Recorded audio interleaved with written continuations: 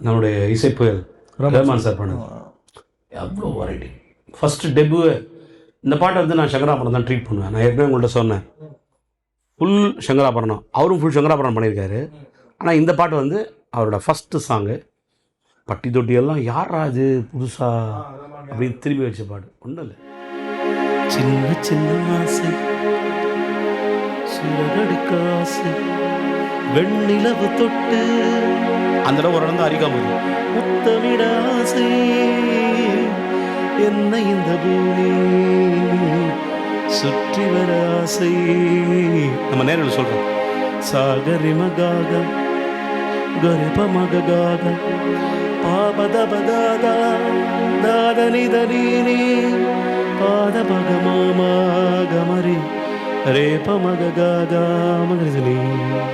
சங்கராபரணம் வந்துட்டார். அந்த ஒரு இடம் தான் அரிக்கும் போது அது கூட பிஜிஎம் பாபா பாபா பாபா பாதனி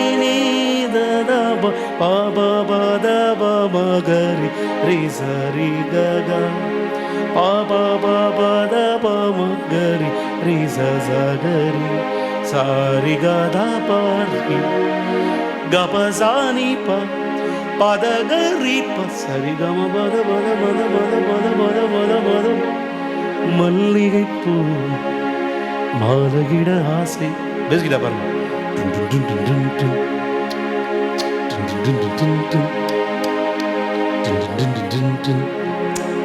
சேற்று வயலாடி அதில் ஹைஸ் பார்த்தீங்கன்னா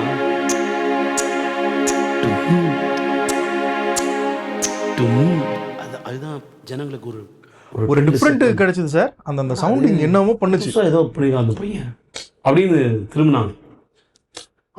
அப்படிதாங்க பேலன்ஸ் ஆச்சு. MSc sir, Ilaiyaraaja sir, Rahman sir. அப்போ இன்னும் பாருங்கள் போட்டி. அதனால தான் ரஹ்மான் சார் அந்த ரூட் எடுத்தார். ஏன்னா ராஜா சார் ஒரு பக்கம், தேவா சார் ஒரு பக்கம், இவங்கெல்லாம் பண்ணும்போது இவரோட என்ட்ரியும் உள்ளே போகும்போது இவர் தனித்து நிற்கணும்ல.